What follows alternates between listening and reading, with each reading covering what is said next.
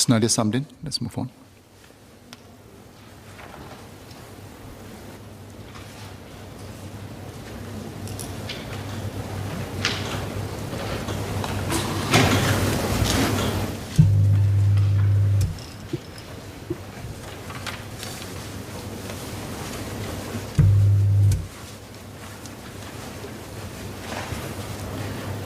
Mr. Speaker, sir, may I have your permission to answer all the parliamentary questions related to the merger of Yale-NUS College, or YNC, with NUS University Scholars Program, or USP, to form the new college together.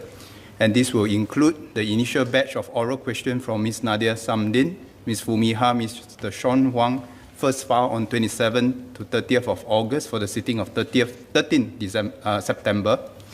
Then oral questions from Ms. Cheryl Chan, Associate Professor James Lim, Ms. He-Ting Ru, Mr. Raj Thomas, Mr. Leon Pereira Fa on the 31st and 1st September for the sitting of 13th September. Oral questions from Mr. Gan Tiampo, Ms. Mariam Jaffar, Mr. Patrick Tay Fa on 31st August for the sitting of 14th September. And oral questions by Ms. Poli San Fa on 1st September for the sitting on 15th September. Carry on, please. And Mr. Speaker, I invite members to ask their supplementary questions together after this. And if members are satisfied with the answers, members may wish to withdraw their oral and written parliamentary questions slated for 14 September or after. Mr. Speaker, sir, the members' questions broadly fall into three areas.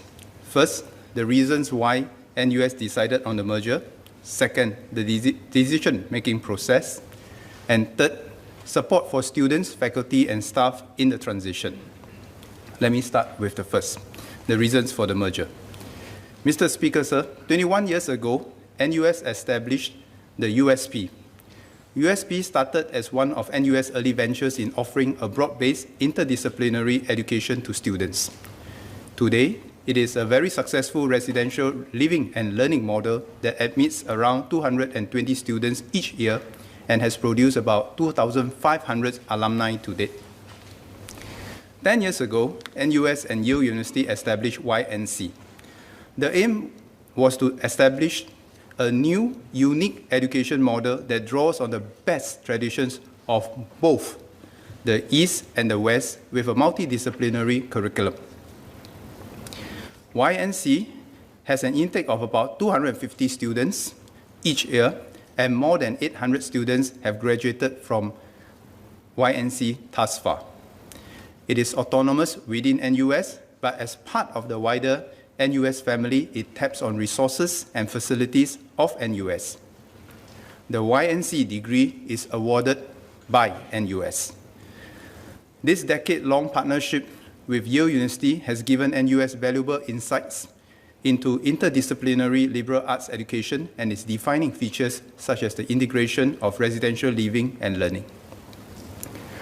Over these years, the rest of NUS too has continued to evolve and innovate to remain relevant to the needs of our students and country. Today, NUS is one of the leading universities in Asia and the world, and in one international ranking, the QS World University Rankings, NUS is ranked 11th in the world. However, NUS, like all our other universities, cannot remain static. In the face of a changing and in many ways more challenging world, NUS will have to continue to evolve. So, in our quest for excellence, it means that we must continue to learn from the best internationally while charting our own path forward with confidence. This is what brought us thus far, and this is how we will go forward. In a more complex, uncertain, and even fragmenting world, our universities must be able to enable our students to be more global in orientation and exposure, able to connect the East and West, North and South, to be more able to solve complex issues with greater interdisciplinarity and versatility, connecting various disciplines from the STEM to the arts, and to be more confident of our own value in creating new ideas in context for Singapore and the world beyond. Against this backdrop, NUS has charted a bold roadmap of education innovations since 2018 geared towards delivering a common curriculum with more flexible pathways and more interdisciplinary learning to develop in students greater intellectual versatility. Part of this roadmap includes the establishment of the College of Humanities and Sciences, or CHS, in December 2020, which brought together two of NUS' largest faculties to offer students multiple pathways across the humanities, social sciences, and STEM. This will be followed by the establishment of the College of Design and Engineering, or CDE, which will similarly transform the experience of our engineering, architecture, and design students. The new college is a third important step in this roadmap. It was motivated by NUS' vision of further developing an immersive living and learning community where students majoring in over 50 different disciplines can come together to inquire, interact, and learn from one another. YNC and USP share many common features, including smaller group teaching, a common curriculum, and residential living and learning. Both YNC and USP graduates go on to enjoy similarly excellent employment outcomes contributing in different sectors. The new college will bring together the best educational features of both YNC and USP. With the new college more fully integrated with the rest of the university ecosystem, its students will benefit from greater exposure to a wider range of disciplines compared to just YNC alone. Mr. Speaker, sir, when we first decided to set up YNC, we knew that it would cost more. The cost of education of a YNC student today is more than double that of a humanities or science student in NUS. Likewise, both tuition fees and government funding are more than double. But we accepted this because we saw value in having a liberal arts college in our tertiary education system. YNC had hoped to raise over 300 million Sing dollars to reach an endowment fund size of around 1 billion Sing dollars with government matching and investment returns. This would then have reduced the burden of the annual operating income of fees and government subsidies. YNC has done its utmost in raising funds, but through no fault of its own, has not reached its target. Transitioning to the new college will give us economies of scale and reduce costs to some extent. This will be an important consideration, but not the main motivation for the change. NUS has learned much from its partnership with Yale and in operating YNC, and it has affirmed the value of a liberal arts education approach. NUS has decided that it is time to build on the best features of YNC and USP and to take a step forward to expand access and enhance the scope of its educational offerings by merging YNC with the USP. Let me now touch on the second issue of the decision-making process and the stakeholders' concerns. The launch of the new college is an important move. It has also implications for many stakeholders, not least for the YNC community of students, parents, faculty, and staff. And I understand the sadness and sense of loss and uncertainty they may feel, especially for those who have played a part in building up YNC over the past decade. Allow me to address the decision-making process and how students and all the affected stakeholders will be supported. First, the decision-making process and the timing of the announcement. In early July 2021, NUS initiated discussions with Yale University. Yale acknowledged NUS' vision to bring together both YNC and the USP into a new college that would not bear Yale's name. The YNC leadership was informed in the same month.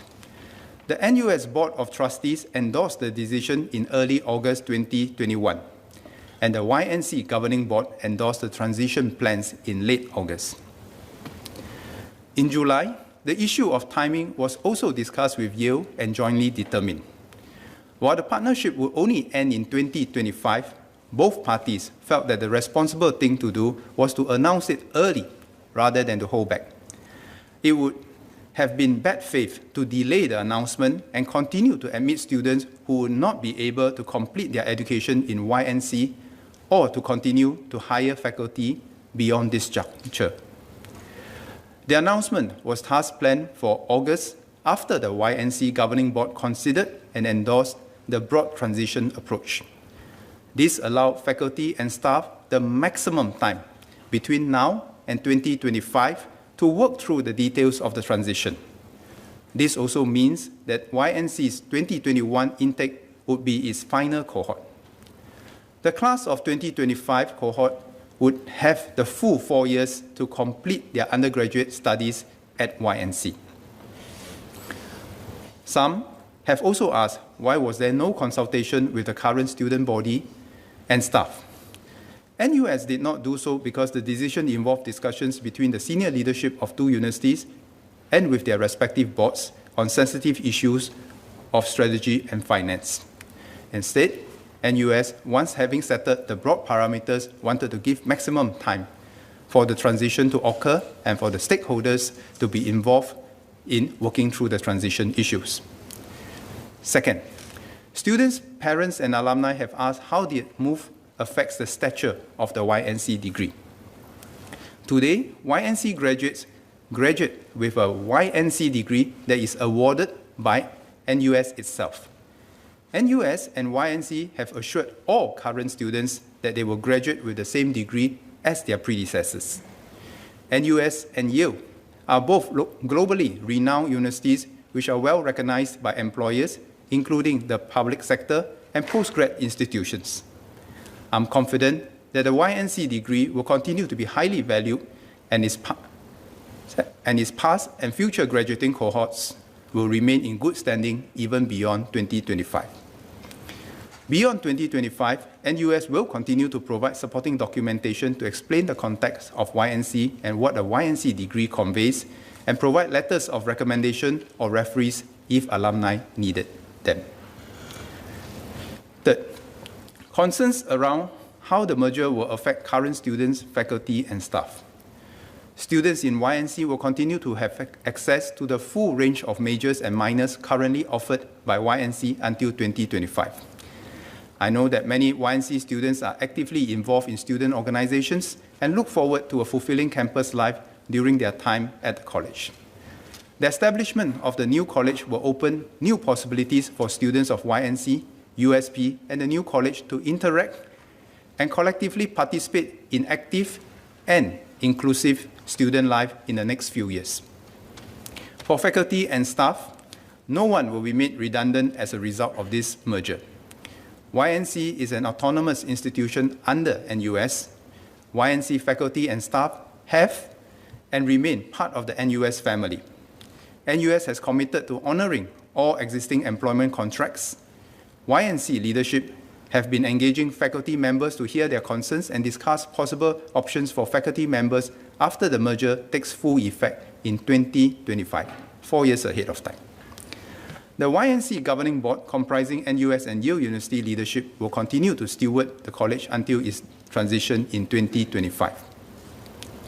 I know some students and parents may nevertheless have lingering concerns, and we respect the preferences of those who may wish to consider other options. NUS and YNC will engage them and provide assistance where they can. Mr. Speaker, sir, Ms. Nadia Samdin and Mr. Leon Pereira asked about the future of liberal arts education in Singapore. NUS is in fact building on the foundations of YNC and USP, as well as the lessons gleaned from the collaboration with Yale University. It wants to make the distinctive feature of education in YNC and USP more inclusive and more accessible. The new college will maintain the spirit of independent inquiry and inclusivity that characterize YNC, USP, and NUS. Some have asked about the impact of the merger on academic freedom in Singapore. On this topic, I would like to make 2 points. First, there have been similar concerns about a perceived lack of academic freedom when YNC was established. They proved unfounded. In fact, few believed then that YNC would live up to its ambition. Even fewer would own it. It is perhaps ironic and a testimony to NUS and YNC's efforts all these years that YNC is now seen as a paragon of academic freedom in Singapore. Second, YNC's current policies on academic freedom were in fact framed by taking reference from NUS's practices relating to academic freedom, and these practices have remained unchanged since. The faculties of Arts and Social Sciences in NUS and other autonomous universities also have a long history of teaching and research, including on potentially sensitive and difficult topics long before the establishment of YNC. They are highly ranked globally and attract distinguished scholars.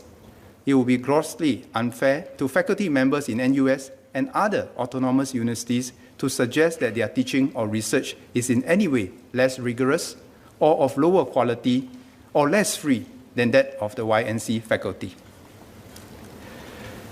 Mr. Speaker, sir, our university must continue to adopt a globally oriented and inclusive posture to stay relevant in the world and keep striving to improve. Many of our newer institutions were started in partnership with leading global universities so that we can learn from the best globally. These partnerships have generally progressed, evolved, and matured as intended. In some cases, they come to a natural end at the checkpoints designed into the initial partnership agreements. Meanwhile, our universities continue to seek out new partnerships where we can benefit from the experiences of others and where we can value add to the relationships meaningfully. We have much more to learn from others, not just from universities in the United States, but equally from Europe, Asia, and elsewhere. But to be an attractive partner for others, we too must find our own unique value propositions. We cannot and should not be a clone version of others, no matter how successful they may be. Yale has been a long-standing friend of NUS and a visionary partner in the YNC College. We are glad that Yale has agreed to play an advisory role in the new college as a pioneering member of the College International Advisory Panel. We are also open to exploring other collaboration opportunities with Yale University in the future. Mr. Speaker, sir, this brings me to the questions on the new college and what it will look like. MPs have asked how it will improve the overall student experience compared to today and what resources will be invested. The new college will retain the best elements of both institutions, including a residential component, YNC's practice of small group teaching, a common curriculum, and an overall immersive experience. I expect the new college to also have a global orientation and welcome a diversity of international students to forge a vibrant student body. In setting up the new college, NUS is not starting from scratch. It will tap on the experiences of the faculty and students of both YNC and USP and build on the strong foundations and rich traditions. Students and faculty from YNC and USP have been invited to be part of the new college planning committee, and I'm sure they will have much to contribute to make the new college a success. With the benefits of scale, education in the new college can be much more inclusive, affordable, and flexible. It would offer a wider choice of majors and minors, particularly in STEM disciplines, compared to YNC, and a student experience that seeks to combine the best features of both YNC and USP. With closer integration with the wider NUS ecosystem, all NUS students will also be able to benefit from and access to the new college facilities, resources, and community. MOE is committed to supporting the new college. We expect that the tuition fees and cost per student will be lower than that at YNC, in keeping with the vision of the new college to be a more inclusive, affordable, and accessible model of education. Some have asked whether NUS can deliver this enhanced ambition and whether there will be an impact on its overall standing. There is no reason to believe why a university like NUS, which has grown in strength and reputation over the years, cannot continue to achieve great things. In closing, Mr. Speaker, sir, the establishment of the new college marks a new chapter in inquiry-driven, interdisciplinary education for NUS and for Singapore. The NUS and YNC leadership are committed to supporting the YNC and USP communities through the transition and to making the new college a success. This move brings exciting new opportunities, so my hope is that we look ahead and move forward together. Last week, I had a chance to speak with student leaders from YNC and USP. I listen to their hopes and concerns and encourage them to work together on their journey ahead. I have every confidence that we will take forward the legacy, spirit, and communities of YNC and USP together. Mr. Patrick Day.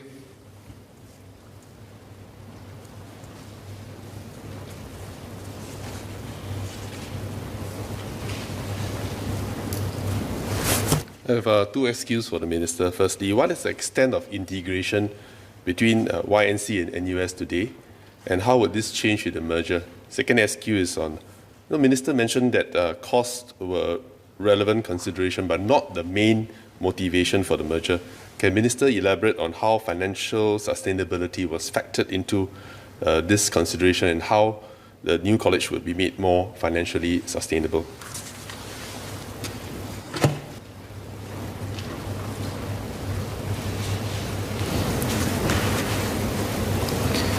Mr. Speaker, sir, as an autonomous college within NUS, YNC has its own governing board, and it has autonomy to make decisions relating to student admission, curriculum, and non-curricular matters such as student development, faculty and staff matters, as well as resourcing expenditure, hiring, and other administrative matters. YNC takes in about 250 students a year compared to NUS intake of about 7,000 students a year. As YNC is a 4-year residential program, students live in and are part of the residential colleges that are exclusively for YNC students. YNC students primarily take modules that are offered by YNC, but they may opt to take modules that are offered by other NUS faculties. YNC's facilities, such as the multipurpose hall, fitness center, computer lab, study areas, lounges, are dedicated to YNC students' use and therefore only accessible by them. The new college will be more integrated with NUS compared to YNC. It will not have a separate governing board, but will instead have an international advisory panel. This will become clearer as the planning committee engages stakeholders and formulates its vision and plans for the new college in due course. For now, NUS expects the new college to be more inclusive and accessible to students in 4 ways. First, fees will be lower than YNC fees, making it more affordable and more attractive option for more students. Second, the new college can attract students from across a wider range of discipline. Today, YNC students who want to benefit from the immersive residential and interdisciplinary experience in YNC can only choose their major from 14 options.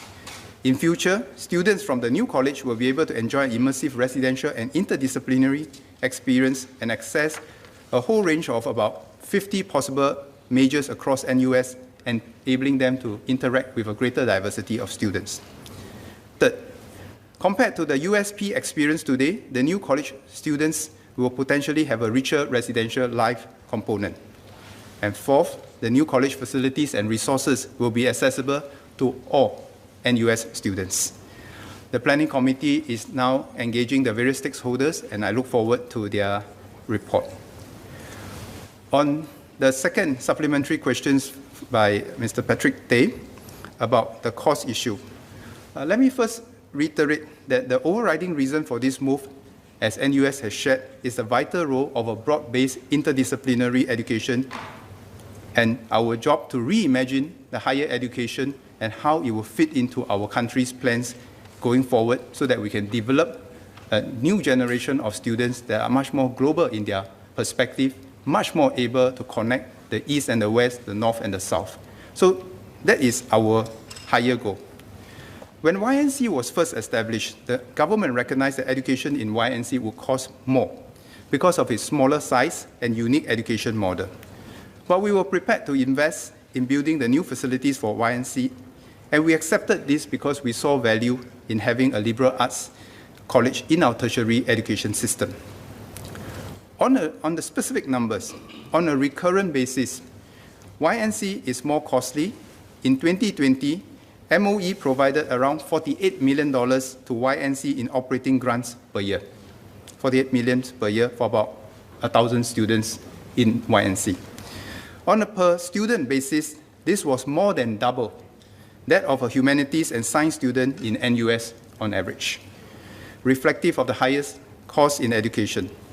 Now, beyond the operating grant, MOE has also provided capital funding for YNC's infrastructure and match donations to YNC's endowment fund. When NUS consulted MOE on its plan to merge the YNC and the USP programs together to form the new college, we were supportive of this for two reasons. First, because this is in line with our broader push for institutes of higher learning to expand their interdisciplinary approach to education. Second, because it will make an education much more affordable to many more NUS students in keeping with NUS ethos and mission as a public university. So Prof. Tan Chai, President of NUS, have articulated the reasons for the merger in his recent op-ed over the last weekend, and I think it makes sense for him to have the interests of the wider NUS student population and the whole NUS at the forefront of what he is doing with his leadership team in NUS. Right. So merging YNC and USP to form the new college therefore allows NUS to combine the best elements of both sides and to achieve economies of scale to allow us to scale this experience to many more students in part or in full across the NUS. Ms. Nadia Samdin.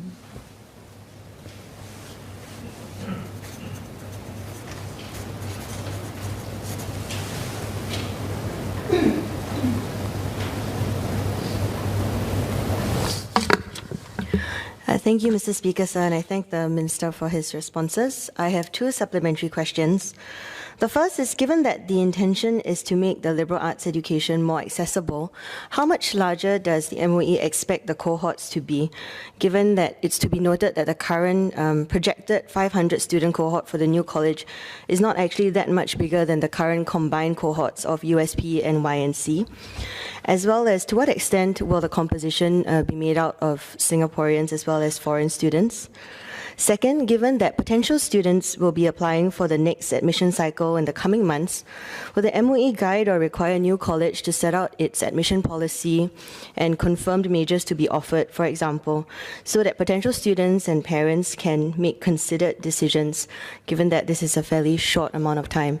And Minister, if I could just go back to question 13, my original PQ, if MOE will consider facilitating any assistance to those who had to forego other universities in order to take up this offer. Thank you.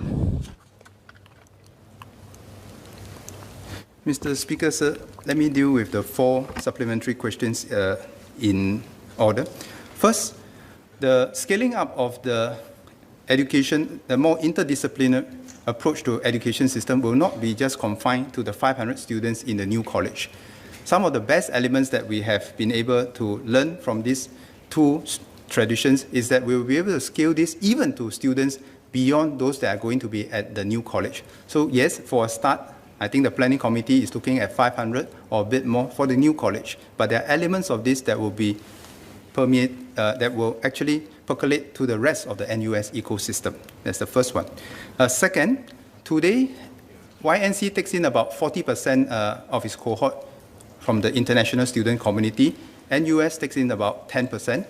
Going forward, for the initial planning parameters of the 500, what's the balance between the international and the local students will still have to be decided by the planning committee, and I would look forward to NUS coming back to us on this.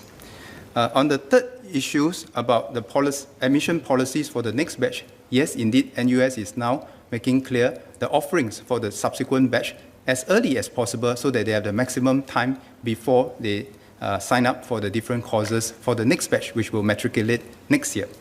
On the fourth question is that, yes, NUS will definitely provide assistance to staff and faculty, as I've mentioned, for those who want to make alternative plans. Thank you. Ms. Herting Ru, you're still asking? You can just keep the 2 SQs max, please. Thank you.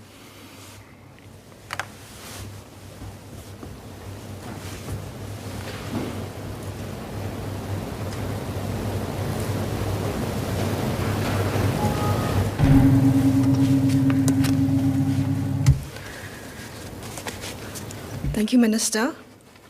I have 2 SQs. The first is, What other, as part of my original PQ, what other options and alternatives were considered, and why were they not taken?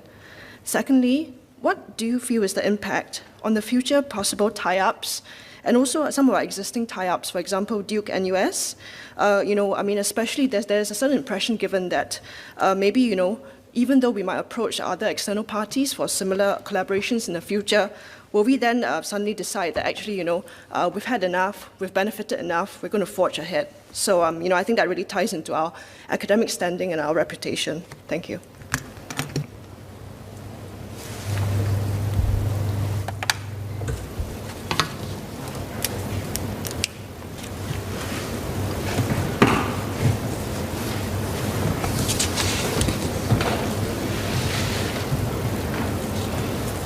Mr. Speaker, sir, I thank Ms. He for her two supplementary questions. First question, what other options have we considered?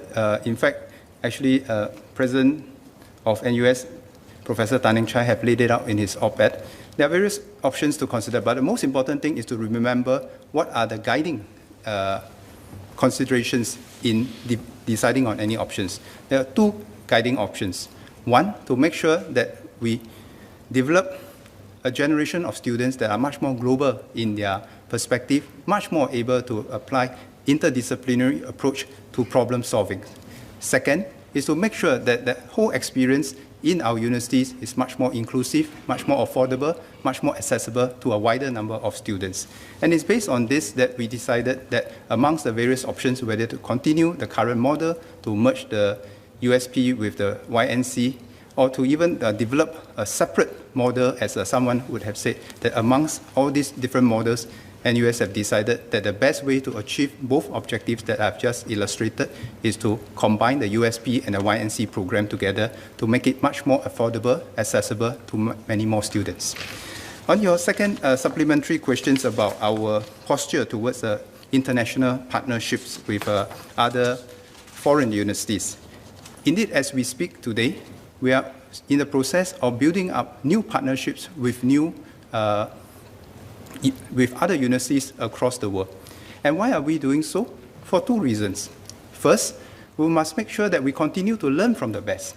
I'm personally not very taken by ranking per se, because even if a university is ranked high or low, there are elements in the universities that we can learn from. It doesn't mean that a highly ranked university is good for everything, and another university that is not so highly ranked there's nothing that we can learn. So I think we must take a very open approach to considering partnerships with others to make sure that we continue to learn from them and to take the best aspects from these partnerships. Now, on the other hand, as I've mentioned, when we go into a partnership with any foreign universities, we must also bring value to other people, and we cannot just copy on the basis that they are better for us. Even if we try to learn from others, we must be prepared and be confident to chart out our own way to have our own unique value propositions. And that is how we will continue to go forward.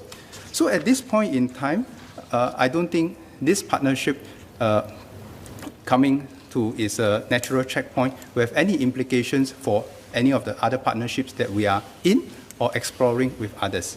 And as I've mentioned in my PQ reply, actually, for every partnership, we have milestones to check to make sure that both parties find it mutually beneficial for both of us to continue that relationship. And at times when it comes to a natural conclusion, we must be prepared to chart our own way forward, develop our own unique value proposition so that we can even be more attractive to other partners who want to work with us. And that we must continue to work together. Mr. Raj Thomas.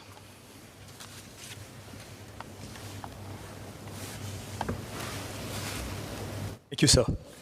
So I have one SQ for the Minister, and that is coming back to my original PQ number 20, whether NUS will be prepared to provide refunds to newly matriculated students of Yale-NUS College, and for existing students, whether they will be allowed to look at alternatives like transfers to other courses or to other programs.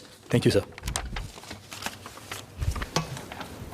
Mr. Speaker, sir, the answer is yes. NUS is in contact with the students who we want to consider other options and to see how we can best render help to them.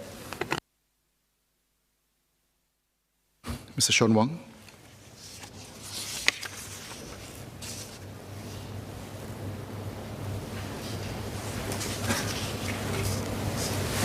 Minister, NUS is taking a bold step today for the future.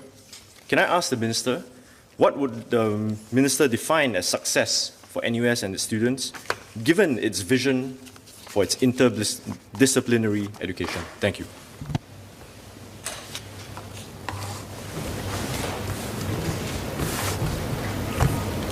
Mr. Speaker, sir, this question will take me quite some time to answer, but I try to cut it to the crunch, and I usually try not to have more than 3 KPIs for the organizations that I work with. But it's a serious question. What's my definition of success for NUS, and what's my definition of success for NUS students? I would say 3 for NUS and 3 for the NUS students. First, to me, in time to come, I would consider it a success if NUS produce quality graduates that are much more global in their perspective, able to connect the East and the West, the North and the South, that these students will be able to provide unique solutions in context to the challenges that Singapore faces, and if possible, to make a contribution to the rest of the world. So first is the quality of our students in being able to be an integrative force for the world. Second, NUS will continue to be successful if NUS continue to remain humble and learn from the best in the world, while at the same time being confident to chart out its own way forward, so that NUS is not just copying from the best in the world, but in the process create something new, create something better, that in and itself becomes a valued partner to the rest of the world. Third, that NUS as a university will help to reinforce Singapore's standing in the world, because we stand for openness, integration, inclusivity, that we provide solutions in context for the world just as we provide for ourselves. So these are my 3 KPIs for NUS. How do I consider whether NUS students are successful? Now first let me declare this. I do not measure NUS students' success just by how well they do for themselves in the type of income that they earn or the type of jobs that they get. And that's because simply NUS take in the best from every cohort. And as a society, as a country, we expect them to perform well, perform way above the average. That's to be expected. But in my own sense, I would like to see the success of NUS students defined in 3 ways. Number 1, they define the success beyond themselves for the country. Number 2, they define success beyond themselves for our people. Number 3, they define success beyond themselves for our future. And let me explain why. For NUS students to be individually successful, that is to be expected, because they are the cream of the crop from every cohort in Singapore. But we want them to have a sense whereby their definition of success is not just about they themselves, but how they can help Singapore to defy the odds of history and continue to be a shining beacon, not just in Southeast Asia, but across the world and in history. Number 2, we want NUS students not to only define their success of, again, how well they do for themselves, but how well they enable the rest who are less privileged, perhaps less talented than them, to come along so that we can forge one people together. We can forge a nation together. We can forge that solidarity together, notwithstanding the forces that threaten to pull us apart. Last but not least, we hope that the NUS students' success will be defined by not just how successful they are in this generation, but by how successful they enable the next generation to be, perhaps to be even more successful than this generation. If the NUS students can embody this spirit of being successful beyond themselves for the country, for our people, and for our future, I think NUS and NUS students would have done Singapore a great service for many generations to come. Thank you.